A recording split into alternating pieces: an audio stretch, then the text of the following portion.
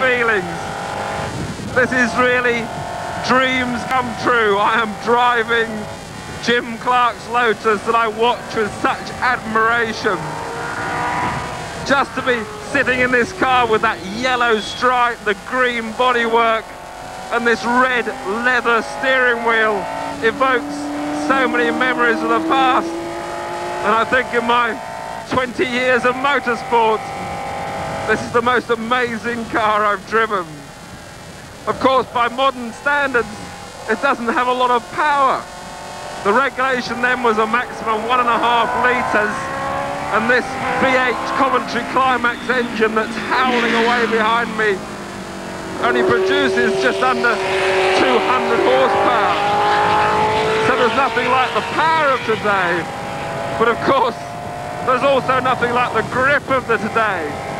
These skinny, treaded tyres that are bouncing up and down in front of me really have very little grip. So the driver used to slide the car around a lot more. Whoa!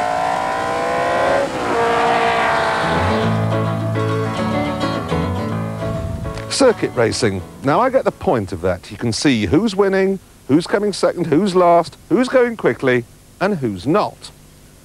But there is another type of motorsport where, as a spectator, you are obliged to dress up like Man at Millets and sit around up to your bottom in mud, watching headlights swoop by, spewing gravel in your face. And you've no idea who's winning, the spotty Scottish teenager or the Swedish barrel of laughs. Anyway, I've got the flask, got the sandwiches, so it's time now to take a look at the latest round of the British Rally Championship. Well, this should confuse Jeremy completely, for this is a racetrack with rally cars on it. In fact, it's the first stage of last weekend's Perth Scottish Rally, the third round of the Mobil 1 Top Gear British Rally Championship. Ah, that's better, a proper rally road. But this short stage at the start of the three-day rally last Friday evening was nearly the undoing of Malcolm Wilson in his Escort. Championship leader Richard Burns claimed Wilson's pace notes were at fault, but Burns himself made a bit of a hash of it. Scotsman Alistair McRae was much more at home in the grounds of Scone Palace, Perth, desperately wanting to win his home event. 50 care, easy left through gate, into easy right minus. Okay.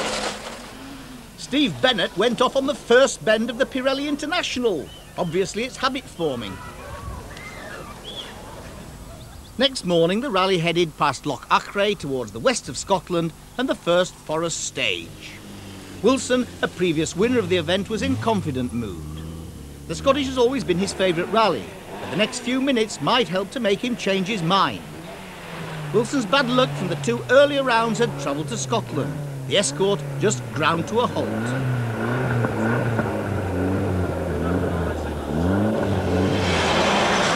Burns stormed off into Leenach Forest to find the Escort's 300 brake horsepower down to rather slower human power. Although this substantially reduced the pressure on young Richard, he claimed to be genuinely sorry that the promised duel was being decided so early in the day. He could now relax though, knowing his main opposition was teammate Alistair McRae, with David Senior pointing the way forward, passing the stricken Escort on their way. Wilson eventually got out of the stage, but was totally distraught.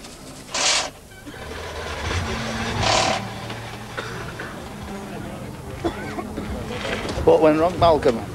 I think it's the main shaft in the gearbox, Tony. I just don't know what I've got to do. I really don't. 2 miles into the stage, changed up a gear, no drive. Devastated.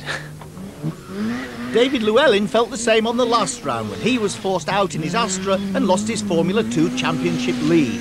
In Scotland, the Welshman was back on top. Making a welcome return to the event was the Rest and Be Thankful Hill. First used in 1949, it's now rather potholed. Gwyndaf Evans' time was equalled by Jimmy McRae in another Group N Escort, beating all the faster Group A cars. McRae Jr. was within 5 seconds of Richard Burns, but got into trouble on the 16-mile Glenshelish stage when a split wheel rim let all the air out of a tyre. Maybe a mile into the long stage, I felt as if the rear offside tyre was going soft. It stayed at its pressure for maybe 3 or 4 miles, but then the tyre just come off the rim. So we had to drive 10 miles with no tyre on, so we've dropped 2.5 minutes. So. Wouldn't it have been quicker to stop and change it? No, I don't think it would have been. It would take you maybe 2.5, 3 minutes to change it. And problems on the same stage for Gwyndaf. Rear puncture which damaged the Escort's suspension. Malcolm Wilson, now charging up the field, caught him to the detriment of his windscreen. Flat left of a dip, flat right long, to care, flat jump 140. That wily old fox Jimmy McRae, now less active than his illustrious sons, was keeping out of trouble and leading Group N. Richard Burns was now a comfortable 3 minutes ahead of teammate Alistair McRae, could he now afford to relax and just drive for his biggest win to date. David Llewellyn, displaying the same balance he used in karts, squash and horse riding, was leading the Formula 2 category and lying 5th overall. 5, 4, 3, 2, 1. For Gwyndaf Evans, life was about to get hectic. Malcolm Wilson's Group A car has 70 more brake horsepower than the Welshman's much less modified Group N version. With that sort of power difference, Gwyndaf would be keeping a beady eye on his driving mirror if it had any sense. Sure enough, he was soon overhauled. Shortly after this, a track control arm broke and poor Gwyndaf crashed into the scenery and out of the rally. Meanwhile, Malcolm Wilson was notching up fastest times on virtually every stage. That left over crest. With Evans out and Wilson's bad start to the day, Ford were now looking towards young Robbie Head to salvage the rally and win Group N. Top privateer Brian Bell was going exceptionally well before a major excursion on the last stage of the day. Well, you've made it to service, Brian. Do you think you'll be able to continue tomorrow? I don't think so. It looks in a little bit too bad of a state. Yeah. What, the handling? Yes, it's not quite straight on the handling, and I think it would be dangerous to continue. Although there was snow on the hills, a warm Sunday morning brought out the crowds to the forests north of Perth to see if Saturday's dramas would continue. The works Subarus seem unstoppable in this championship, and Richard Burns and his secret weapon, co-driver Robert Reed, who lives in these parts, drove beautifully, keeping the 300 brake horsepower well under control to preserve his lead. McRae Sr., 5 times British rally champion, was driving well before a broken joint on the steering put him out of the rally. Chris Birkbeck, in his privately entered Vauxhall, had pushed Llewellyn's works car since the start, but a mechanical failure sidelined him. Although they'd had to change a turbo on their Audi, Johnny Milner and David Orrick were having a good run in 5th place in the Shell Scholarship car. Malcolm Wilson, meanwhile, knew his second Scottish win had eluded him, but his performance was quite mesmerising. From a lowly 41st place, he'd clawed his way back to a position in the top 10 by the middle of Sunday morning.